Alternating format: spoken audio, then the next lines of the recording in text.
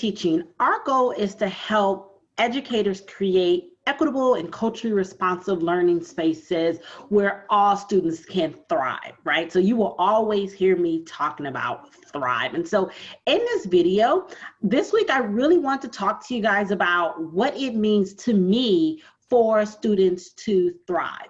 So if you have read my book, Real Love, Strategies for Reaching Students When They See No Way Out, one of the things I share with you guys is how my educators, the teachers that I were blessed to have in my life, created this environment where when I didn't realize the potential that I had within me, they created this environment where I could thrive. And so what does it mean to thrive? Well, if we want to look at the literal definition of thriving, to thrive means to grow or develop well. And if we really want to break that definition down, it means to prosper or to flourish. So how are we creating learning spaces in our classrooms and our schools where our students can grow or develop well or prosper and flourish?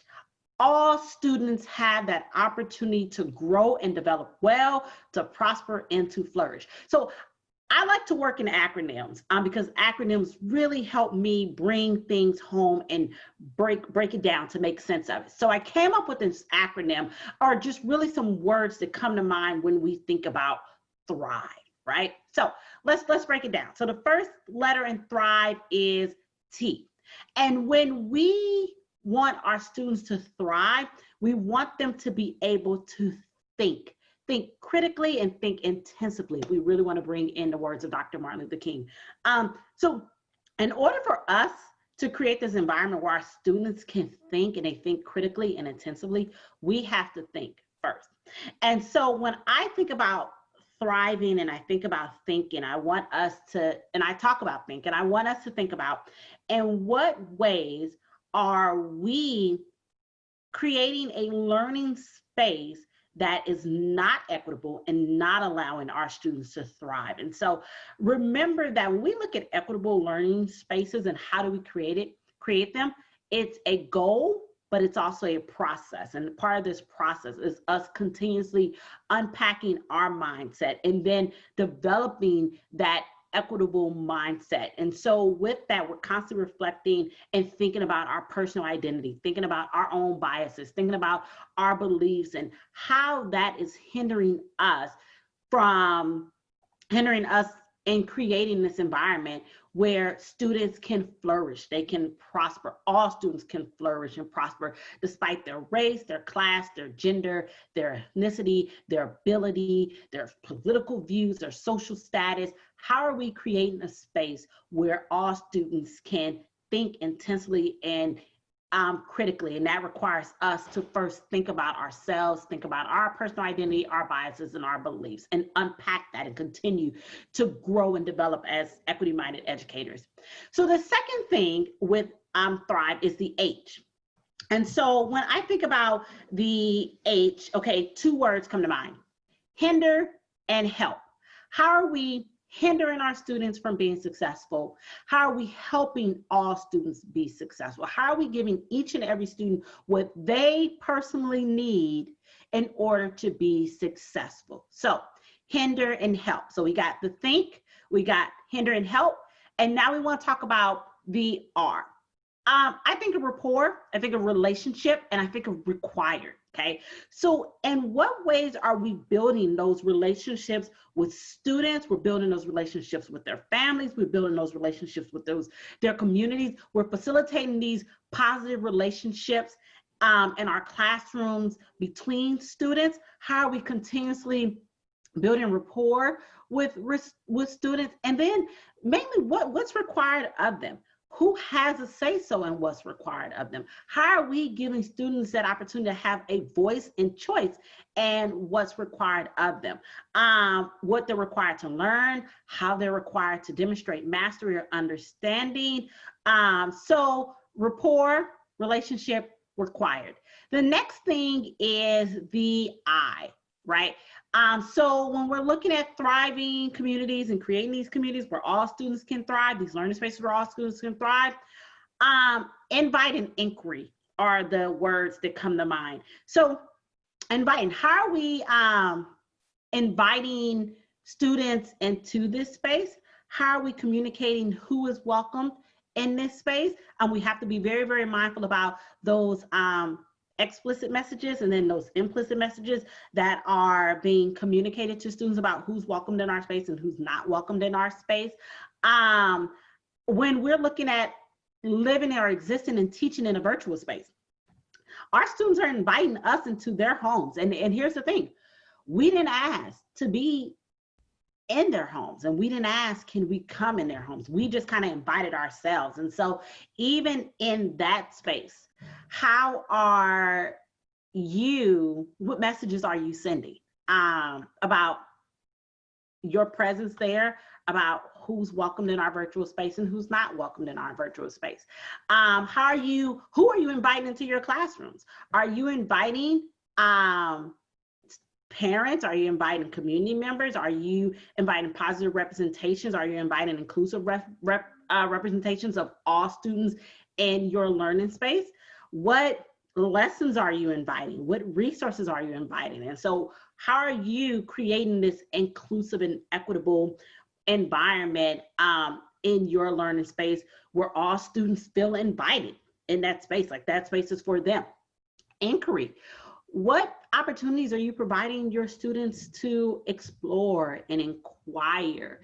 Because that's where that critical thinking comes from. What are they inquiring about? What ways are you giving your students the opportunity to explore issues and inquire about issues that are important to them, that are affecting them, and really invite them the opportunity and into a space to unpack those ideas? So those are the two words that came to mind when I thought about invite and inquiry. When we look at the V, two words that I popped up, visibility and validated. Who's visible in your learning space? Who's not visible in your learning space? Who's validated in our learning spaces and who's not validated? We have to be very, very mindful of the explicit messages that our classrooms and our schools send and the very implicit message that our classrooms and schools send. And so who's represented around your campus? Who's not represented around your campus? Who's represented in your classroom? What messages are the posters on your wall sending? What messages are the rules sending? What messages are the informational texts around your campus sending? What messages are some of those long held on to photographs, historic images in our buildings sending? Visibility. Who's visible in your schools and who's not visible in the school? So those are just some things that, you know, we have to often be mindful of and consider. So who is our classroom, our curriculum, our resources, our materials validating? And who are they projecting, and who are they hiding and erasing and invalidating? And then the last letter is E, THRIVE, thrive. Okay, so the last letter is E. And when I think about two words that come to mind with E, I think about excellence and empowered. How are we empowering each and every student to be excellent, to expand themselves beyond the capacity that we think they have, and setting them up to excel in all areas of life, because that's what it means to thrive? And so how are we showing them excellence? How are we allowing them to define what excellence means to them?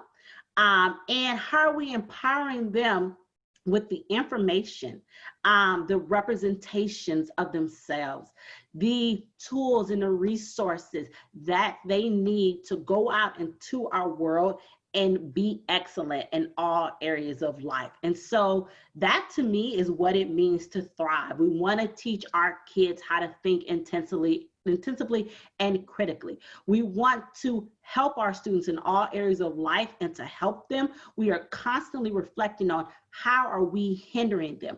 We want to constantly build these relationships and positive rapports with our students, and also think about what is required of them and who is deciding what is required of them? How can we bring our students into this discussion to make decisions about them? I always like to say, you know, don't make decisions about people without those people. So how can we help our students make decisions about themselves and what is required of them? And then even when we think about what's required of our students, and I know I kind of should have talked about this long when I was talking about the R, but when we talk about required and we talk about rules, who rules are we imposing on our students? Like, is that even how they get down? Does that even relate to their culture, their community, and upbringing? Are they white dominant norm rules that we're imposing on our students? So, rapport, required, and rules. When we look at invite and inquiry, who's invited into our classroom? Are we inviting and creating a space where all students know that they are invited, they know they're welcome, they know we have their back, and then we're gonna give them opportunities to explore issues and unpack issues that are important and meaningful to them. Visible and validated. Every student should be seen and should be represented in a positive manner in your classroom. If they're not, then you need to fix that. And who are we validating? Who are we upholding? Who are we esteeming? And then lastly, how are we empowering our students to go out there and be excellent? Every student, no matter their race, class, gender, zip code, ability, deserve to be empowered in our classroom so that they can go out there and be excellent in our world. All right. That is what I got for you this week, and I hope that you reflect and consider the ways in which you are or which you're not helping your students thrive in your classroom and in your school. And if they're not, then you got something to kind of guide you. Think about how you're hindering or helping your students. How are you building a rapport or relationship with them? What's required, what's not required, and what's the rules? Are you inviting your students, all students in your classroom, to opportunities for them to inquire about what's important to them, who's visible and who's validated? And then again, all students deserve the opportunity to be empowered, to be excellent and excel in all areas of life. All right, I'm out. Peace.